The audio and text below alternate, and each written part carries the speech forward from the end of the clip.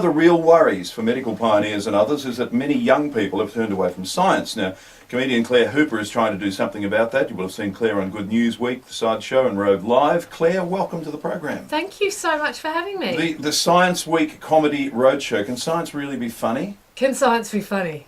Oh, absolutely. I think maybe Convince me. in its school book form, and possibly not. But yeah, of course it's funny. The great thing about science is it allows you to make jokes about bodily function and sexual attraction, but sound incredibly intellectual at the same time. Yeah, okay. Isn't that a gift as a comedian?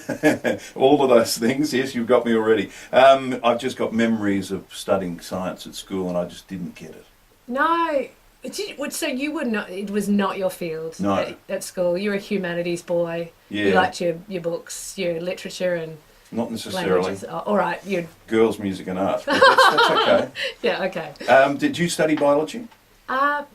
Yes, I did. I studied biology. My absolute favourite was physics at high school, and then when I got into uni, I really loved my anatomy and human bio. Just found it absolutely fascinating, but still didn't pursue it as a career. It's really interesting. I wonder how many other young people have that same experience of really loving science, but it never occurring to them for them to follow it. So how does the Science Week, the roadshow? How does the roadshow work? Yeah, how does that work?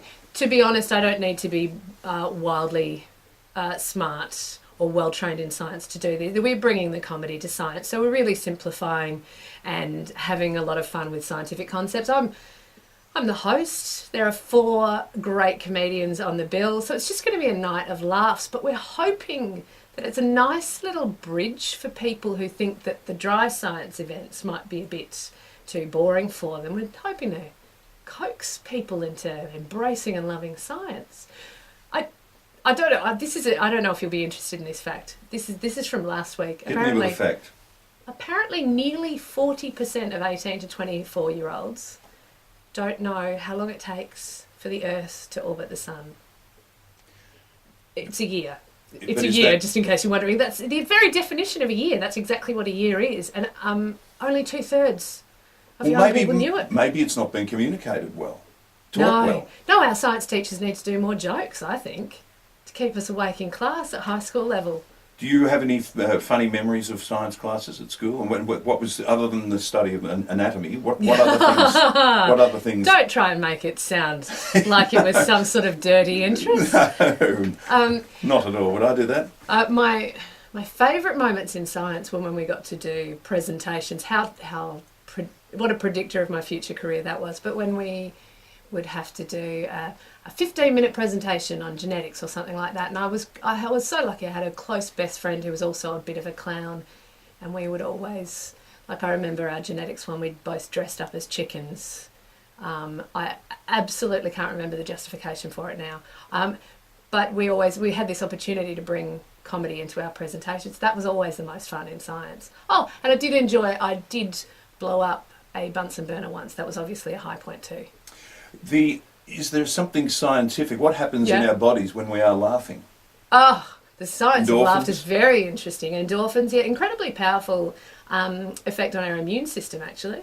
They've said that if you're ever going to watch a horror movie, halfway through you should just walk out to the kitchen, have a laugh about something, because 2 hours of sustained tension has a depressing effect on your immune system. But if you go and have a laugh halfway through, you're actually less likely to catch any of the bugs that are flying around. So you need to leave the cinema and just go outside and have a laugh right there. Yeah, that's right. Yeah, but you might miss the best part of the movie.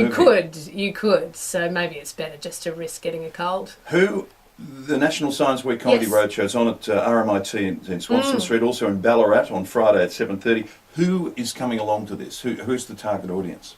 Well, look, to be honest, it's aimed at young people, but I think you can't keep people away from science, can you? Science jokes. I think there'll be a bit of a range, but definitely there's a focus on younger people. So if you know some young person who hasn't shown any interest in science, but you know they like a laugh, elbow them in our direction. Send them down to the Collide Theatre on Thursday night and we'll entertain them.